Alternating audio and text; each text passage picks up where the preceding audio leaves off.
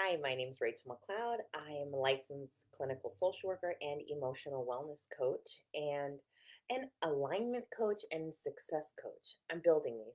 Anyway, um, so I want to talk with you today about how to eliminate the problems you have with looking at yourself in the mirror.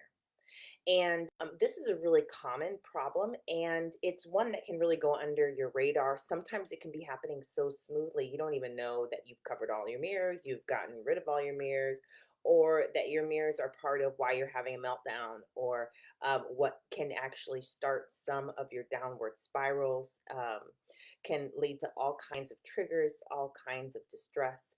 Um, and really, yeah, this is just a huge problem, and I think that it's just an indication to me. Okay, I've got numbers flashing around all over here. I'm kind of distracted, so I'm just going to make this bigger and stay out of some areas over here. Okay, so but what's going on here is that this is really really important because it can have major effects on what's happening, but also it can be a major drain spot that can get you sucked down. But it's really an opportunity to reveal what's going on subconsciously in your survival system. And you can actually use your mirror and your problems with your mirror to actually heal yourself. And that's really what I have clients do when it's time to tackle um, mirror issues. And so when I'm working with people, I develop customized plans with them right in the beginning so that we know where we're going, we know what we're doing, and we really take an assessment of everything that's going on. And the challenges they're having. This is one that will frequently not make it on a list. and this is one that comes out like as we're talking about something and they might make a comment and I'm like, hold up, excuse me, what what you just said there, or tell me more. Or we're going and I'm like, can we talk about this for a second? What's happening there? And because this is a major place for healing, and I do not let this opportunity slip. I make sure that gets written down and that we tackle it at some time or we check back in with it. Sometimes, as we're doing the work that we're doing, it will also clear. And I'll tell you why that happens because everything is connected. But I'll tell you why as we break down what's happening with the mirror and how to solve that and why it is absolutely resolvable. So, um, let's see, where was I? I'm going to hook up my brain here. So, where was I? The mirror, using the mirror to heal yourself. Customizing things. Okay, yes. And so this one slips by, and because most people are so used to it, they've been doing it all their lives. Likely you may have seen a parent do it. And it doesn't seem like a big deal, but this is a big deal, and it's really can be a wonderful um, a, just a wonderful transformational target, really, and a transformational opportunity. And it's one of the easiest things to work with, and you get direct measurable results, which I love. That's what I like. I like a before and after. I like to be able to measure the results that we're getting. Um, and and so that's starting off. Okay, that's where we're going here. And then so yes, I love to capitalize on this. Absolutely happening. And here we go. Let me tell you what's going on with the mirror and why this is so important. Um, well, let me tell you a couple things about this first before I go there. Um, so many people have many different issues with the mirror.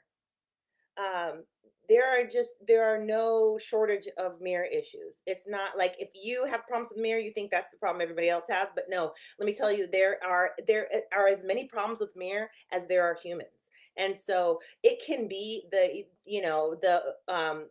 you're walking by the mirror and you're like, oh my god, so fat and ugly. You can start saying things like that to yourself. That takes you down a terrible hole, right? But that's common. Like we kind of talk about that a lot. And that problem has to go, and not because you're bad or anything like that. It's just your brain's supposed to be on your team, and what's up with that? um, so that and that's a sign of dysfunction. And especially you can tell it's dysfunctional because of how you feel about it and what's happening there. And we're going to talk about what's going on here, so you're going to see, okay, yeah, that's got to go too. Okay, but some people have problems with the mirror. Well, they'll walk by it, they'll see their parent and totally freak out. Um, that is a that reveals a whole different challenge. There are people that look in the mirror and they feel shame and they can see everything they have ever done wrong. And that's all they can see when they look in the mirror. There are other people who look in the mirror and um, scare themselves. There's other people who can't look in the mirror. Oh my gosh, I could not look in the mirror. Um, there was a movie I watched when I was a kid, Trauma. I could not look in the mirror till I was an adult, and I was walking around. I caught myself not looking in the mirror at night, and I was like, "What are you doing?" So I got my skills out and resolved that I can look in the mirror now. I was like, I'm hiding from the trauma that happens if you look in the mirror at night. I mean, hello, don't remember the movie, right? That movie. I don't even remember the name of it anymore. I knew the name. But that's kind of what happens as you work through stuff that's really traumatic, is that it just becomes like a regular movie and it kind of can fade in your mind like the rest of the stuff. But it doesn't have to. Anyway, but so there are tons of problems people have with mirrors. And what's cool about a mirror is that um, because the truth of the matter is your subconscious mind and your whole system is throwing out what it believes on everything and everyone all the time. And but it's hard when you're interacting with people because you don't know what's you and what's them. You don't know what's you. Am I making this up or no? But they're actually doing that. And so it's really hard. But once you are standing in front of the mirror, it's just you and your brain, and you can tell what dysfunction you've got going on, and you can clear that out. So and you can work on the mirror. Like, for instance, I had a client today that I was working with, and um, we've been working on this specific problem, right? And all of a sudden, there was a different stressor that came out. Not a big deal. This one is a big deal for them. This one is not a big deal for them. We decided to work on this one. This one was so much less complex, and it took us straight to the core issue. We got phenomenal healing done today. It was awesome, and but it was in something that looked not very important, and that's why stressors. I talk about starting with stressors.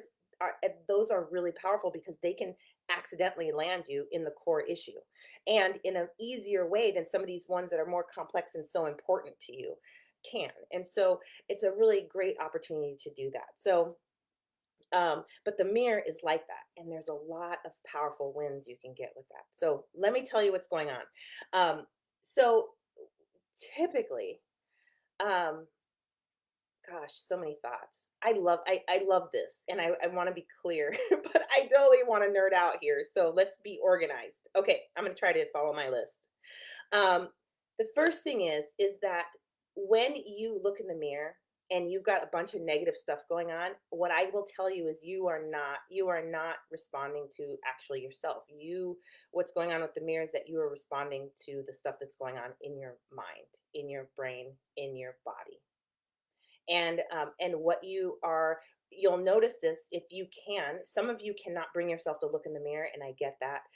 Many of my clients start right there. Some of you can look in the mirror for just a short amount of time. Some of you can only look at parts of yourself, and some of you can have full out conversations and do all have a whole exchange with yourself in the mirror. um, but when you first get into a mirror, if you can do that, what you're going to find is emotion. You're going to find thoughts. You're going to find where your attention is drawn, your visual attention, or just your mental attention. You're going to find flashbacks. Many times people are not seeing themselves, they're seeing memories from the past, and they don't realize that it's not them. And memories from the past can be statements that are said to you, feelings you felt in the past. They don't have to just be visual memories. They can be memories in your body that are showing up as tightness in your chest, or your stomach sinking, or your legs getting weak, or your arms getting heavy. Those are flashbacks. um, flashbacks are not limited to like they you show on the movie. That's for the movies because that's how they can explain flashbacks. But there's a ton of ways to experience flashbacks. When you're looking at the mirror, you're actually seeing your beliefs. And you're seeing your conditioning, and you're seeing your subconscious programming, and you're seeing what your brain will filter into your awareness and what your brain will keep out of your awareness, and you're getting to look at all of that. And most people don't know that they're looking at that. They don't know what they're looking at. All they know is they hate their mirror and they got to get away from it. And so, and that can be okay, but I'm letting you know, like, there's a lot happening just with one mirror experience. And there's a lot. And yeah, okay, so that's where we're at. And what, how I like to do this is, my thought is I want to clear away what's between you and the mirror, right? So in here there's subconscious programming and beliefs. Like, you can't even see the mirror yet. You can't even see your actual self as you are now. You're only seeing all this stuff: cultural conditioning, beliefs, subconscious programming, thoughts, feelings, emotions, and past events. Many people will have lots of flashbacks during that time. That's a problem, because really, what we would like is, we would like you to be able to look at the mirror and actually see somebody of value, what is actually there, right? But if you have all the shame and all this inner talk and all this negativity and all this gunk in there, when you look at the mirror, that's the stuff you're going to see. And so, I don't, when I'm working with people, my goal is not that they just love themselves in there. I know, after working with so many people, that stuff just happens once you clear the gunk out. Like, you don't really have to do a bunch of self-esteem work.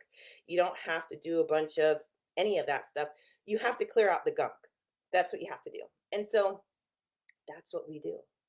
So, um, and then the positive stuff turns back on, and the positive stuff is the natural effect of your brain going through its natural healing process. When you have all this gunk up, that's because there's so much stuff that all the stuff that's in front of you, making you feel terrible, all that stuff is stuff that has not come through your brain's healing pathways. And so, and because it hasn't come through yet, it feels the same way it felt when it first began. And it's terrible. And so what we do is, we're going to grab this stuff. If it's an emotion, we're going to grab it and we're going to pull it through the healing pathways. And if it's a thought, we're going to grab it and we're going to pull it through the healing pathways. And we're going to grab everything and we're going to pull it through. And then we're going to bring, and while we're doing that, we're bringing your whole brain together to solve this problem. And then, and what happens when brains get a hold of stuff like this is, it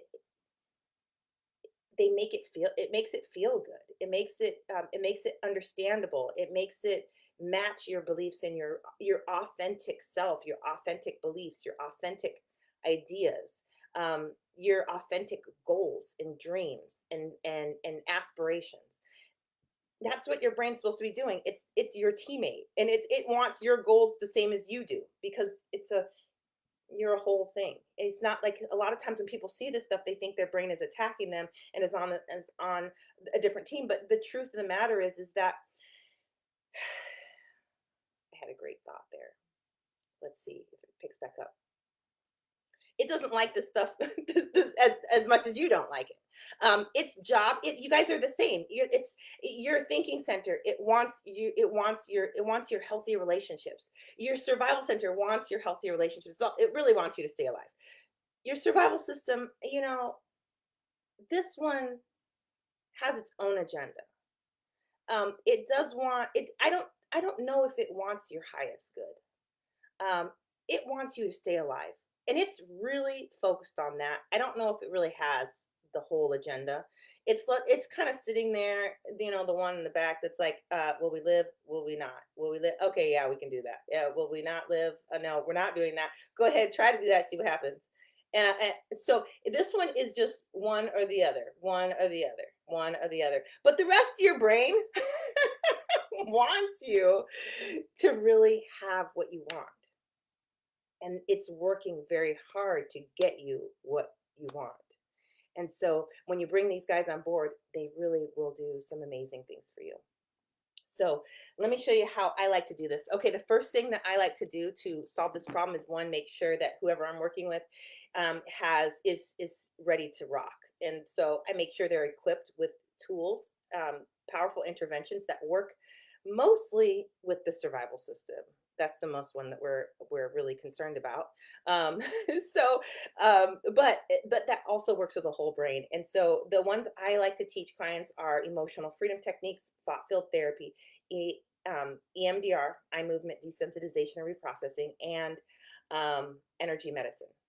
And so there's quite a lot of strategies and interventions there. I really work with them to make sure that they find the right ones that match them and fit with them in the moment so that they can actually create change pretty much within instantaneously. And once we have the matchup, then we're going to go. Then we're going to cleaning town. That's what we're about to do. And so there are four levels that I'm concerned about here, and each one of the systems that that each one of the interventions work with all of these systems, especially the survival system, because this is the one that will determine whether healing will happen or whether it will get stuck and it will get sent back into the area where it can't get resolved and it can't get pulled through the healing pathways. This is the gatekeeper of the healing pathways. And so I like to make sure this is the one I'm working with. If I had no other intervention, if I have no other process than just making sure this one was happy, I would still be able to help people do this work and eliminate symptoms. If I did not have this one, I we would be stuck.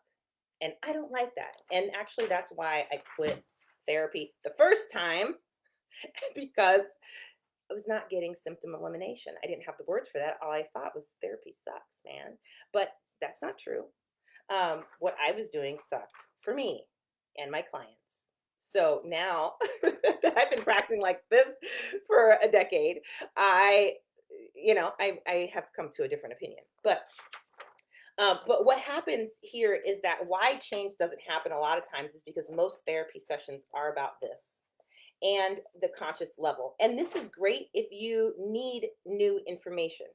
And you might need new information if you're working on your marriage or you're working on, interviewing for a job or learning how to have a conversation that is better with your child. Like those are great times to be getting new information. But what we're talking about is eliminating problems on all levels of these. And so this level is really not the best one to work with. And as a matter of fact, this is the one that I'm the least concerned with. Your thoughts and your thoughts, actually. Your thoughts are the least thing that I'm concerned with. They can tell us lots that lead us where we're looking to go. But this part of the brain I find really has no challenges. And it is ready to go and ready to play big whenever. The only thing is it can't because survival system will block it. So, but once we're working with that, this one is a rock star at this. So, let's see. So, the first thing that I have people do is work at the survival level, and then I'll walk you through this. So, we take an intervention and we're looking for the survival reaction. We want to take care of the survival system first. And the survival system has everything to do with resistance, defense mechanisms, attitudes like aggression, fight, flight, freeze, or faint mode, fawning, it has to do with reactions and its whole purpose is survival, right? And so and this is the reason why things get stuck, and this part of the brain fighting with the other parts of the brain um, is really the cause of symptoms of anxiety, depression, traumatic stress.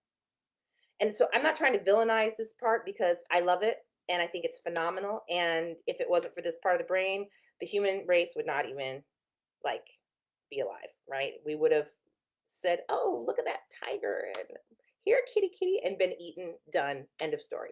So we really want to partner with this part of the brain, and we really want to get it what it wants because if it gets what it wants, then we get what we want. So what we do is we use anytime we're looking in the mirror and you're seeing distress of any kind, or you're like not distress. We're not at that level yet. Where you're seeing resistance, you're seeing you get angry, you're seeing you're freezing, you're seeing you're flighting, you're seeing you can't bring yourself to the mirror in the first place. You're seeing all this. You're looking away. You're distracting. You're doing all sorts of self-preservation activities while looking in the mirror. That's what we're looking at, and I have people map this out. I have them put this on paper so you can write down what you think. That way, you don't lose it because you know your brain will show you things and then and then all of a sudden the whole program changes and it's gone and you're like where'd I go. So I like to have it written down because anytime you want to call something up your brain will call it up. So if we catch it, it goes down on the paper so we can track it back. So that's the first thing that we're looking at, and we will use interventions with those things. So we'll use emotional freedom techniques, thought field therapy, energy medicine, or EMDR on those survival strategies. And this is where we get your brain to look at: do you really need these survival strategies or not? So it is when your brain will deconstruct anything that it's looking at, and it will rebuild anything it's looking at. That's why you don't really want it to turn on you because it will tear you apart and then you'll feel terrible, which is what happens when you're looking in the mirror. Okay. Um, and so, but we want to avoid that here, because we already know that it's programmed to deconstruct you. And your brain should not be programmed to deconstruct you. That is really the foundation of what we're transforming here. That we want to rewire your brain so that it's constructing you, it's building you up. And these are the reasons in here why. So what we're doing is we're going to be working on the survival system, um, first, and really bringing that down. Like if you're like I cannot look in the mirror, and if I were to rate that on a scale of 0 to 10, I have a 10 of resistance. We just want you to be tapping on that till it's down, till it's below a 3. We're not going any farther, right? Your survival system is what keeps you alive, and I trust it. If it says you're not going to look at that, you're not looking at it, because I don't know what's going to happen if you do, because it might be right, and it probably is. Um, so we're going to work with that, not against that. We don't need to push, right? That's how pushing past what you can handle is what happens, how trauma happens in the first place. And we really don't want this to be a traumatic experience. So the next thing that we're looking for is we're looking for your somatic experiences. And that means the emotion in the body, memories in the body, what's happening in your body as you look at the mirror or as you think about looking at the mirror, which is where I often start many people who can't look in the mirror. I have them start thinking about, imagine you're going to go look in the mirror. And usually that's enough. Light them up. And then I'm like, what's going on in your body? And so, and then we're gonna work on that. And we can start tapping with that. We can start eye movementing with that. And we're going to get that to come down.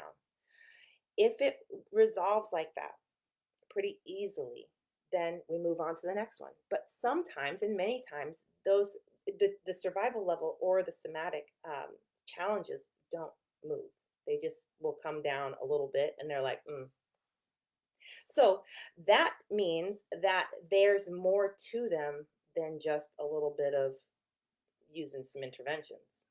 So what we do at this point is we have some strategies and processes, and where we can ask questions designed to pull up anything we want to know about that sensation in your body or that survival response. And there's an intervention, a mind body intervention that we can use. It takes about anywhere from 10 to 30 seconds, and where we can find a sensation and pull up the very first memory, or the most significant memory. And so if we get that one up, right, we're not dealing with the mirror right now. Now we're working with that memory, and we're working on resolving that. Once that's resolved, we'll come back to the body sensation in the mirror and see where it's at. And a lot of times it's either gone completely because that memory is resolved, and that memory was what was making that was the body's flashback. The body's memory was holding that. And so when we go back there, we work on that. We're working on the body sensation in the present. And so even though it's a past memory, it's still playing out presently. And so we want to resolve that because that is how we get that sensation in our body gone as well. And that sensation in your body has to be released. And so, because if it doesn't, who's paying attention to that body sensation? Your survival system. And that's who it cares about the most. I mean, it doesn't really care about your mind. It's like, okay, whatever. Think what you want to think. This and that. But your body has a problem and your survival system is like, what's happening? What's going on? You stopping everything. And so we got to get this out so that your survival system will chill. We're getting it what it wants. We got to take care of the body, and that takes care of the survival system. Okay.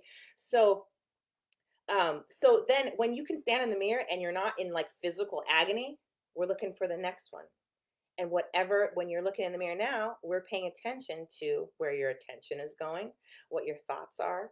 And the first thing that pops up, that's the one we're going to grab. And again, we're going to use an intervention, or well, it's great to use an intervention right off the top because you want to see what will resolve simply and what's gonna take more work. And so we're gonna use an intervention here. And let's say it comes down, but it's not really. It comes down to a 3. Okay, so we're gonna take this and we're going to ask some more questions to gather information about this from all 4 parts of you. We are gonna ask question that your body is going to answer. That your subconscious, that your survival system, and your conscious mind will even throw in some stuff about. And so once we have this information, then we're going to keep using the intervention because that helps the brain give you what you want, and then it pulls it through your thinking center where thoughts happen, so you can actually your understanding part of the brain, so you can actually understand what's happening, and you're learning stuff about yourself as you're resolving stuff. But we'll decide what we do with this, and we might just break it down into a bunch of parts and use an intervention with it. We might go back to an old memory. We might do any number of things with this, but whatever we're going to do with it, we're going to resolve that issue. And resolving an issue like this probably takes anywhere from 5 to um, maybe an hour, 5 minutes to an hour, depending on how complex it is. And so, but all the stuff we're doing right here with the mirror, like this mirror thing can be hours and hours of work. It can be 10 minutes of work. But what you resolve is you resolve childhood memories, memories that you just had last week. You resolve body sensations. You resolve beliefs you have. You resolve, I mean, you can use this for some ancestral and generational trauma. You can use this for anything that comes up must be resolved. And by the time you're done with this work, which um, I've had clients get through this in a couple days. I've had clients get through this. This will be our main work for about a week. I've had some clients like put this on the back burner and just work on it a little bit at a time because it wasn't the priority, but I also wanted it working. And your brain can work on multiple projects at the same time. And so we'll get that started and kind of throw it to the back, and that will take a couple of months because it's just about time. It's just about how much is associated with this challenge and getting it through. You can do that as fast or as slow as you want. You really get a choice there. And so that's so okay, let's go back in here. So the next thing that is on my list is we want to take care of the subconscious stuff. And the subconscious mind really loves to talk in stories, and it loves to, and it's unlimited, and it's really a fun part of the brain to work with because you're not limited to you can tell some wild stories and it will tell you wild stories back.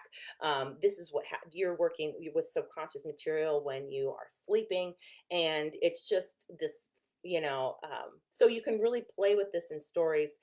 You can draw with it, you can do all sorts of stuff with it, and really I try to match that with the how we work with the survival system, not the survival system, how we work with the subconscious mind, because with the person I'm working with, because everybody has a connection with their subconscious already running. Most people just aren't consciously aware that they are actually working with their subconscious mind. And so when I'm watching them and I'm not watching them, when we're in our first session together, as we're doing this work, I'm picking that stuff up and I'm bringing that into their awareness. And that this is their subconscious mind running, and this is what do you notice that, and how do you, like, because I'm asking questions specifically designed to bring that up, and then they're like, yeah, how about that? And so they're making the connection, and then they can start hearing and start working with that. And so that's but everybody's already doing it. And as a matter of fact, what's happening with the mirror is a lot I want to say mostly, but I'm not going to say mostly, is a lot of what's going on with your subconscious. So it's like we can, because I'm not even getting into that. I so want to get into that. I reserve the right to get into that in a couple of minutes, um, but your subconscious mind is throwing stuff at everything. And so the mirror, it's right there. It's just about training yourself to see your subconscious mind in action, right? Because it makes up all of your conscious awareness and it's participating. And so oftentimes people don't notice it anymore. It's just how things are.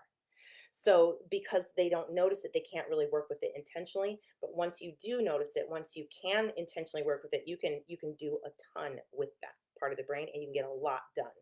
And if you can know how to work with that part of the brain and the gatekeeper, your survival system, you're pretty unstoppable. Um, and so and then so we're working on all these issues. We're working with the subconscious, and we're resolving their issues. What I find is that by this time, the your conscious mind is already sitting up there. Like what they love to do is just gather all this information and look at it and think about it. And so as this stuff's pulling through, as this subconscious material is coming into the front, into your thinking center, your conscious mind, they're already busy getting to work. They're already doing what they do because they're good at this. And so you're working at bringing this stuff up and using the interventions and getting the stuff in there. And she's up there mixing it all together. Ooh, that was good. Good. Tell me more. Tell me more. And she's up in here all at work, And then from there comes new programs. She will write. I think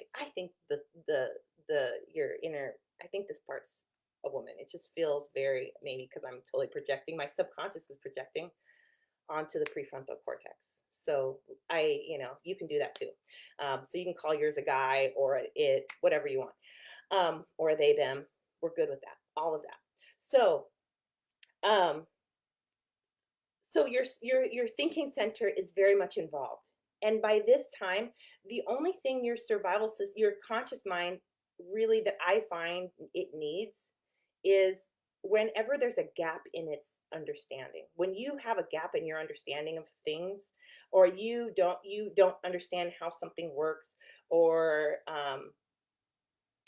you just don't have enough information, that's when we need to help your conscious mind. We need to make sure your conscious mind gets the information it needs to do that. And that part of the brain really will send you on missions. It will say, "Oh, I don't know this. Can you Google that for me?" And the next thing you know, you're Googling it, right? You're looking for stuff and you're on here and you've been, and you're getting it. And then all of a sudden it says, "Oh my gosh." And you see it puts all this stuff together. That was the piece I was missing. So that's the stuff that we want to help the brain with. But the fact of the matter is that all of the things that there are things many people are missing all the time, right? You shove a bunch of knowledge and wisdom up in here, right? But it doesn't always work. And a lot of times it doesn't work because some of the other parts are in the back of the brain, are in the survival system and your subconscious mind. As we're doing this and pulling this stuff forward, they're getting access to that. And so many of those holes are already filling in. And so I don't want to start playing with the holes yet, and trying to fill in the holes, because it's already in there. We just got to pull it out and wire it in. And so we want to do as much as that as we can. And then once we've done as much as we possibly can think about doing, now we want to check in. Are there any holes? But by that time, you're already off and Googling. And so it's not usually something that it needs to be done. Does that make sense? So I really have that as a low priority because it's not usually the major problems that people have. And so that's really why I do this much backwards than traditional talk therapy does, or most traditional therapies. And because I don't find that to be an issue. And so, and besides, most of the time, people have come to me after doing so much research and so much knowledge and so much therapy that it's all in there. It's just not working. And so we just hooking it up and making it work. And then by then, if they have more holes or things that they want, that that this we can tap on stuff till the cows come home, but you're not going to get any new information, right? So then you're going to go get that. And you're going to meet your brain's need. If your brain needs more information, go get that information. But many times it doesn't. And a lot of times we're feeding our brain with more information when it doesn't need any more information. And when we're in that pattern, we're not healing and changing. We're just stuffing in more information. And so it's really important to know what your brain needs. And if your brain is working against you, and you're doing, you can't, you're feeling horrible about yourself, and you're having symptoms of anxiety, depression, traumatic stress, you need to help your brain heal itself. And it has a process for doing that it's not able to get through, and we can use these strategies to help walk it through, right? We just, if when we clear out that mirror issue, we've done so much work for your brain. And not only do we get your brain what it wants, but now you can stand in front of the mirror and and even love yourself. Or love yourself more, and really have a great relationship with yourself, because that's really what you're supposed to be doing. And it's easier to have a great relationship with yourself if yourself is helping you out, and then you're like, high five, man, that was wonderful, way to go, subconscious mind and survival system. You didn't freak out that time, survival system. You let it happen. You let me go ahead and talk in front of everybody. You let me have a conversation that I wouldn't have had. You let me go someplace. You let me take pictures because I wasn't horrified and stressed that, oh my God, my body, they're going to see my body. You let me, whatever. And a lot of times when we're resolving issues like, you look in the mirror and you see your parent and you're triggered, you know, all of a sudden, as we do this work with the mirror, all of a sudden you're not afraid of being like your parent anymore, which is great. I mean, I know some of your parents are pieces of work, but the more fear you have about becoming them, the more you will become them. And that has to do with how your subconscious mind works, which I feel like is a whole nother video, and I'm totally tempted to jump into it this time, but I think I'm gonna not. But so anyway, when you can resolve one area like this is one project, right? And once this is resolved, so many other things have been resolved because we are working at the root level of this, and the roots are all connected. They're all connected. And so when you resolve this one area, you resolve multiple, you start unraveling and unwinding and possibly even resolving other issues in your life. And so that's really, I do a lot of work with people projecting, like, we're doing a project. Like, if you wake up in the morning and you're depressed, that's our project. I've got a project right now with a client who is having severe PTSD episodes at night, right before bedtime is our only project. When we can get through bedtime, we will have resolved bedtime, which resolves sleep, which resolves this, which resolves that. But there, it's all flashbacks, right? So we're just working on that. And flashbacks are the brain, your subconscious mind saying, I can't keep this stuff in here. I've got to bring this out. I've got to put it in the part of the brain that can actually release it, because I can't release anything back here. I don't even have that function. I need to get it up here and out. But there's so many things that stop us, your survival system, from bringing out the flashbacks and moving them through the natural releasing process. And that natural releasing process really integrates us, makes us more whole and functional, and then releases what doesn't isn't needed anymore, like the pain and the negative associations and all the negative meanings you have about yourself because of that event. And so that's how I do things, because we're tackling so many issues. And once we get the full result, which is she can go to bed, we will have won two-thirds of her PTSD war. It is a war. That's totally a war. So sometimes we're talking about battles, but no, this is a war. So but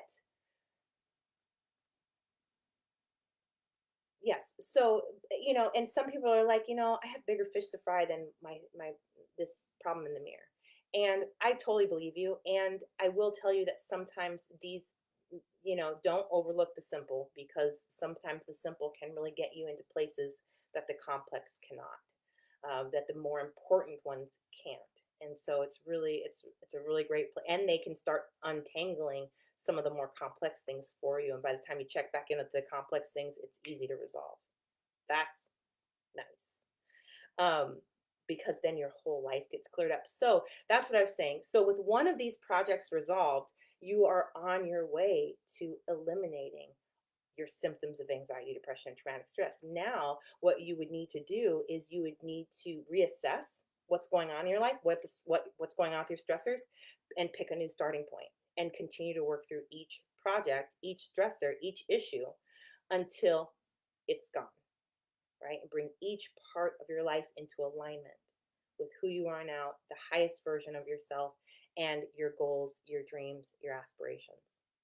And so that's really the process, and really how I use one thing like that to get to the whole project, which is to eliminate symptoms of anxiety, depression, traumatic stress in 2 to 6 months. And so we put a lot of time into it.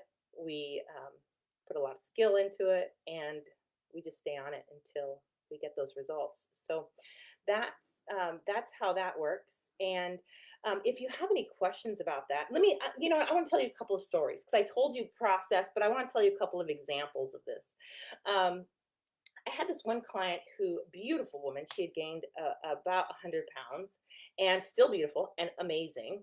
And, but they were no longer looking at themselves in the mirror and were having lots of stuff, lots of past challenges, and, had just lost their glow there.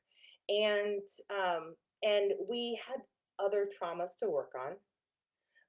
So we were working on that, and it came time for um, this mirror situation, which we had just let be out there because we were like, we got bigger fish than this. So when we did it, she could not look in the mirror, and so this was I was doing this in weekly therapy sessions, so a little different dynamic than what I do now. And this was a while ago than what I do now in coaching and the intensive work that we do. But and so I had her go and start this work and not look in the mirror. So the first week she couldn't look in the mirror. She came back and she could look in the mirror. She's like, okay, I can look in the mirror and I can look at this part of my head. And so I was like, okay, we're rolling. So then she kept at week after week, and she could get down and she was like, I'm out here. And then she was at her waist, and then she could get to her feet. And then she came in and she was like, I am sexy. I was like, yes, you are. High five. And it was awesome because she is, I mean, a goddess. And it's like, anyway, don't get me started. Um, but for her to own that when nothing had changed outside of her was phenomenal. She hadn't lost any weight. I'm sure she's gone on to do more of that if she's wanted to. She, her self concept, everything rocking. Um, I want to think of another time when I've done this. I've done this project with men. I've done this with women. Um, but that one was a really dramatic one. That was a lot of fun. I do this with body dysmorphia when you believe your body is does not look the way it looks, or you're obsessed with one area of your body, and you're trying to hide that part. I've done this with that. Yes, absolutely. I remember. I just remember a specific event with that. I've done this with and that's about bringing the brain up to date and accurate, because when you have issues like that, you're not even looking at your real self. You're hearing and feeling everything from the past, and all your insecurities are chattering. You're hearing your inner world go off. You are not even able to look at what's actually happening in the mirror. So that fear of becoming like their parents, seeing their parents, working through that, seeing abusers, um, who were family members in their face as they age, working through that. So many issues. So this has really been a wonderful tool, and you deserve your mirror back. You deserve to be able to look in the mirror and love who is looking back at you and be present, right? Not be looking at your mirror in the present from the lens of the past or from the lens of the future. The anxiety that can come on, and about, oh, I'm too overweight here and I'm too this. I wonder if this, that, and the other, right? We want you to be able to be present with yourself now as you look in the mirror. So that's one of the other benefits there. And when you can get present here in the mirror, you can be present anywhere. So let's see. So um, yeah, so that's really what I do. I'm not seeing any questions here. If you have any, if you're watching the replay, post those. I'm watching and I will respond to those. Also, let's see. Um, if this is some work that if this is the work you want to do and you want to see if I'm the right fit to do this work with you, or you feel like interested in working with me, I have an 8-week program where I help women specifically to eliminate symptoms of anxiety, depression, traumatic stress, and reach their goals. And so really yeah, 8-week program, I said that. And this really is for people that just are, they're at that place where they're just like, if I could get these symptoms gone, like my life would be amazing, right? That is really what this is about. And I could be able to do this. I could be able to start my business. I could be able to. It's that you want to get through symptoms and you want to do something. That's what my program's designed for, is to get you to the doing.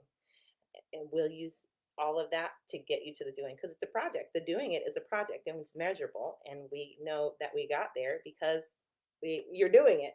I have a client right now going through sticky notes, and like she's unblocked and is able to do the work to reach her goal, and she's bringing her business to life. I've got another one that, anyway, I could go on and on about that.